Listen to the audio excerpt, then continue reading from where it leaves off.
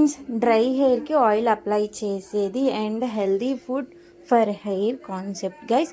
So నేను after hair wash తర్వాత oil apply చేశాక ఒక 20 మినిట్స్ పాటు రెస్ట్ ఇస్తాను.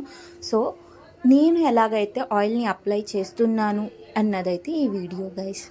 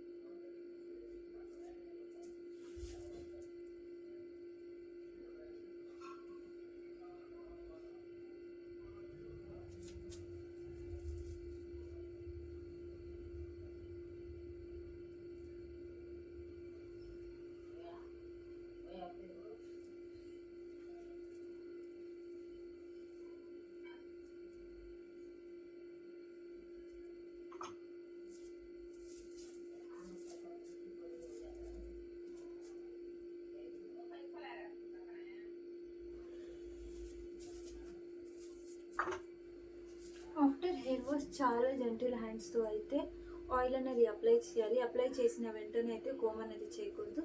కొంచెం టైం గడిచాక కోమ్ అనేది చేయండి. సో మీకు హెయిర్ ఫాల్ అనేది బాగా తక్కువగా ఉంటుంది. అసలు మ్యాక్సిమం మూడకుండా ఉండే ఛాన్సెస్ ఎక్కువ ఉంటాయి. స్టిక్కీ డాండ్రఫ్ ఉన్నోళ్ళు మాత్రం అస్సలు ఆయిల్ అప్లై చేయొద్దు. ఫస్ట్ షాంపూస్ యూస్ చేసి యాంటీ డాండ్రఫ్కి, దాని తర్వాత మీరు ఆయిల్ అప్లై చేయండి. సో ఫస్ట్ మనం అంతా రూట్స్కి రాసి స్కాల్కి అప్లై చేసి లాస్ట్ రూట్స్ వరకు వెళ్తాను అనమాట. అది కొంచెం ఆముదం కూడా కలిపి ఉంటుంది. సో నాకు వాల్యూమ్ అన్నది డైలీ ఇంత వాల్యూమ్ అన్నది నేను మెయింటైన్ చేయను. ఆముదం రాసి ఏంటంటే తక్కువ అయిపోతుంది. దానికోసం బాగా పట్టడం కోసం నేను ఆయిల్ అప్లై చేసిన తర్వాత ఒక 30 మినిట్స్ పాటు కోమ్ అనేది చేయను, అలా వదిలేస్తాను. సో మీరు కూడా అలాగే ట్రై చేయండి, బాగుంటుంది. చాలా జెంటిల్ హ్యాండ్స్తో జస్ట్ ఇలా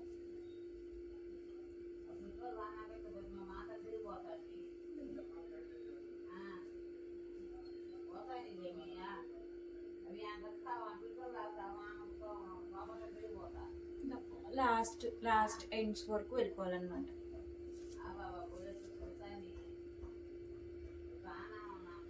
లూజ్ హెయిర్ ఎందుకు వేసుకోను, దయ్యంలాగా ఉంటాను లేకపోతే అమ్మోతల్లిలాగా కనిపిస్తానని ఏం కాదు.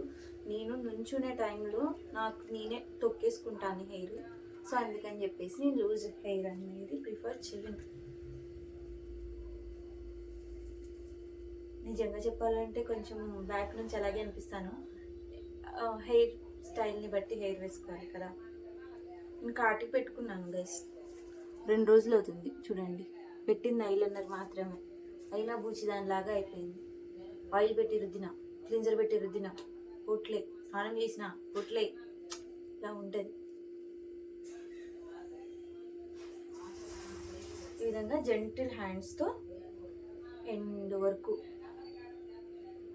వీలైనంత నిదానంగా అప్లై చేయండి. ఎండ్ వరకు మరీ ఎక్కువ పెట్టకపోయినా పర్లేదు, కానీ దీనికి సరిపడా పెట్టండి, మీ హెయిర్కి సరిపడా పెట్టుకోండి.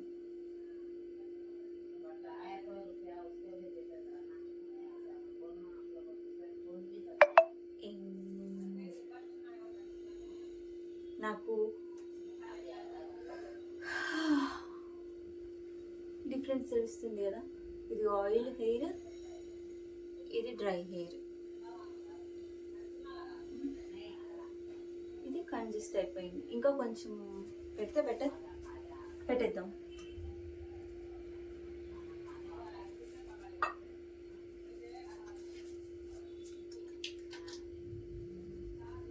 సో ఈ విధంగా కావాలంటే ఇలాగా సర్కిల్ చేసుకుంటూ ఒక 10 మినిట్స్ అయినా 5 మినిట్స్ అయినా అప్లై చేయండి. సో దీని మూలంగా మీకు స్కాల్ప్కి బాగా ఆయిల్ అన్నది అవుతుంది అనమాట. స్టిక్కీ డాండ్రఫ్ ఉన్న వాళ్ళు మాత్రం ఆయిల్ని అవాయిడ్ చేయండి, ఓకేనా. అండ్ ఫుడ్ ఈజ్ చాలా చాలా ఇంపార్టెంట్. మీ pH లెవెల్ బాగుండాలి, మీ బాడీలో ఆర్గన్స్ అన్నీ బాగున్నాయి, మీరు ఫుల్గా హెల్తీగా ఉన్నారు, మీకు అస్సలు ఎలాంటి టెన్షన్స్ లేదు, స్ట్రెస్ లేదు, ఏం లేదు. అలాంటి టైంలో మాత్రమే మీకు హెయిర్ గ్రోత్ ఉంటుంది, లేకపోతే ఉండదు. ఫస్ట్ ఫుడ్ అనేది చాలా చాలా ఇంపార్టెంట్. ఫుడ్ చేంజ్ తీసుకుని రండి, మీ హెయిర్ గ్రోత్ కంపల్సరీ పెరిగిద్ది. హెల్త్ ఈజ్ చాలా ఇంపార్టెంట్. హెల్త్ అంతా పర్ఫెక్ట్ మీరు ఉన్నారంటేనే మీకు హెయిర్ గ్రోత్ ఉంటుంది. ఎవరికైతే లాంగ్ హెయిర్ ఉందో, వాల్యూమ్ హెయిర్ ఉందో వాళ్ళందరూ హెల్తీ పర్సన్స్. హెల్తీగా లేరంటే హెయిర్ ఫాల్ అయిపోతుంది. నాకైనా సరే ఫుల్ హెడేక్గా వస్తే ఇంత ఊడుతుంది హెయిర్. ఇది common problem, it's not serious problem. స్ట్రెస్గా ఉన్నా, హెల్త్ బాగోకపోయినా ఊడడం అన్నది చాలా చాలా కామన్.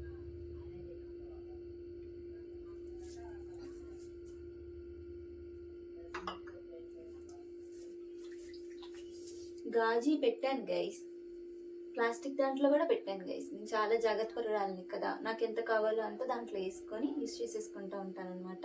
నా దగ్గర బాండీస్ వైజ్ ఆయిల్ అనేది ఉంటుంది.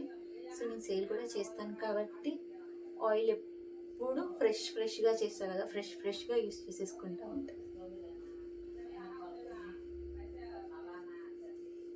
హెల్త్ని మంచిగా చూసుకోండి, మంచి ప్రోటీన్ ఫుడ్ తినండి, ఫిష్ తినండి. అసలు సీ ఫుడ్ ఏదైనా సరే మంచిది. అసలు సీ ఫుడ్డే ఎందుకు మంచిది, ఎందుకని రీజన్ ఏంటి నాకు కామెంట్ చేసి చెప్పండి, నేను నెక్స్ట్ వీడియోలో చెప్తాను.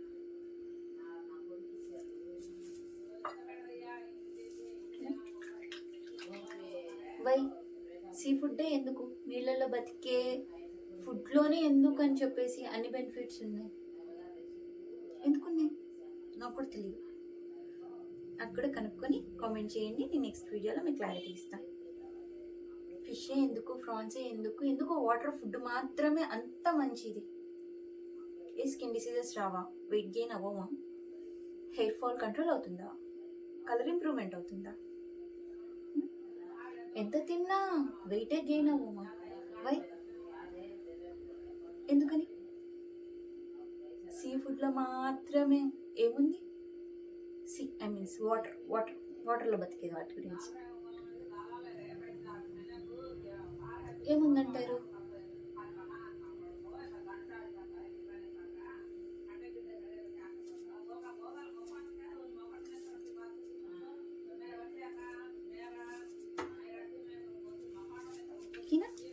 కనుక్కొని నాకు కామెంట్ చేయండి.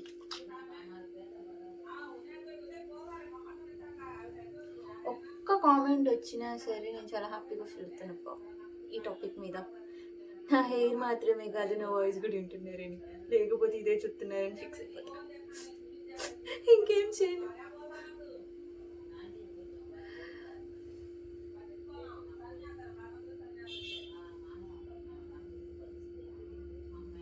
మొన్న నేను ఫంక్షన్కి వెళ్ళా గైస్. అక్కడ మా అమ్మమ్మ గారు ఉండేవాళ్ళు అనమాట, ఇప్పుడు లేరు, చనిపోయారు. అమ్మమ్మకి అమ్మమ్మ.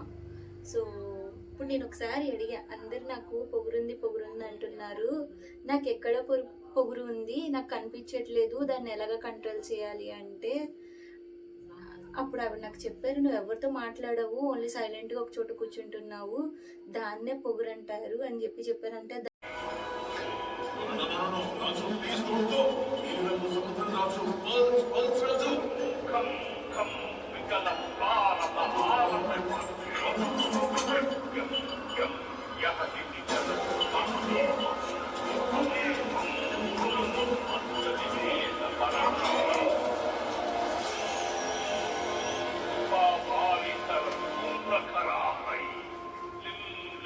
He took him into his trance.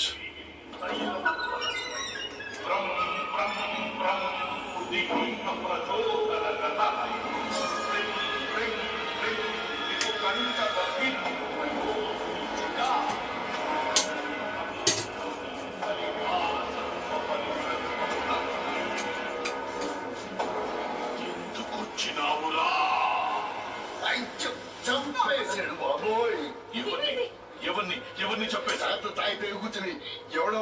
కోసేసాడు బాబోయ్. ఎందుకు అంత కంగారు పడి వచ్చేసావు? ఎవరో ఏంటో అని కాసేపు ఉండేసి కనుక్కొని రావాలి కదరా. దా, కూర్చో. ఈయన పంపింది సార్. నరికి నూతులు పడేస్తాను. చేతులు వదిలిపోద్ది. నువ్వేంటి రూమ్ అన్నావు? రూమే సార్, దాంట్లో నువ్వు కూడా చచ్చింది. షోమి లోపలికి వెళ్ళిపోవడం. నువ్వు హిప్నటైజ్ అయ్యావో హెలిసినేట్ చేసుకున్నావో నాకు తెలియాలి. I want to know. ఇదే సార్ ఆ తెలుసుకు నుయ్యి. ఇక్కడే సార్ మా తాత 3 మెడలు కోసేసాడు. ఉత్తన్న తీసుకొచ్చారు. మీరు శాడీలను చూపిస్తున్నారు సార్. ఈ రోప్ లాగండి. పక్క పోరండి.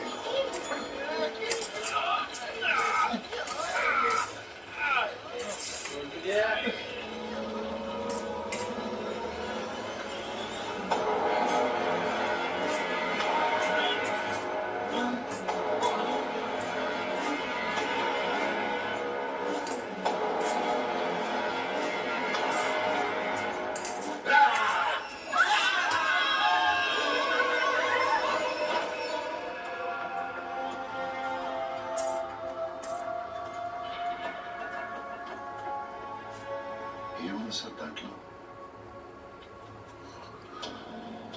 మనిషికి దేవుడిచ్చిన వరం, మనలో అంతర్లీనంగా తాకున్న సహస్ర చక్రాలు. ఈ విశ్వంలో ఉన్న ఈ విలనర్చిని మనిషి అధిగమించాలంటే మన ఆలోచనలతో, వీటి సహాయంతో నాశనం చేయడానికి అవకాశాలున్నాయని ఇందులో సూచించబడింది.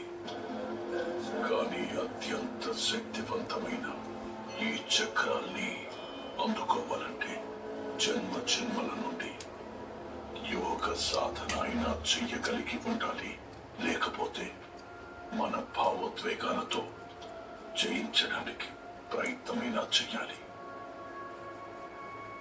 భావోద్వేగాలు, ఇమోషన్స్, ప్రేమ, కోపం, దుఃఖం, సంతోషం, వీటిలో పూర్తిగా ఇమిడిపోయి మెదడులో ఆలోచనని మనసుతో ఏకం చేసి శరీరంలో అణువణువు ఈ భావోద్వేగాలతో పని చేయగలిగితే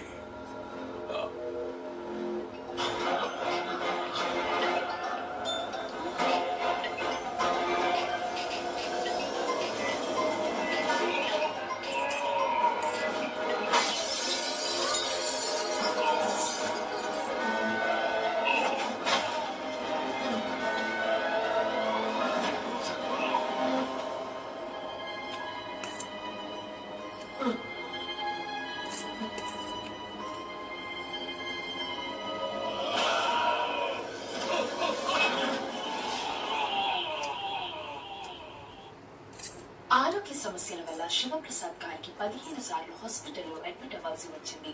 పాలసీ బజార్ టీం వారి లక్షల రూపాయల క్లెయిమ్ ని అప్రూవ్ చేయించడంలో పూర్తి హెల్ప్ చేసింది. పాలసీ బజార్ లో 1 కోటి రూపాయల హెల్త్ ఇన్సూరెన్స్ నెలకి కేవలం 550 రూపాయల నుండి మొదలు. How new is your dish?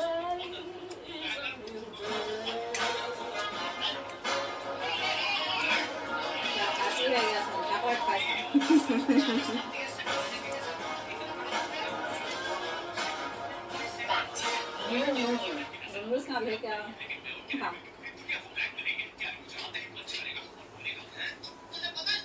Question ఇలా జరుగుతుందని అసలు ఇమాజిన్ చేయలేదు.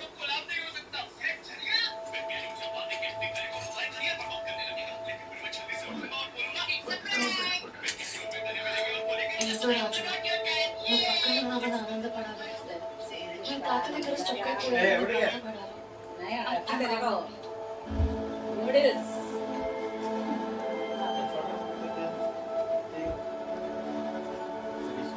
మనం ఇలా కలిసి ఉన్నామని సంతోషించు.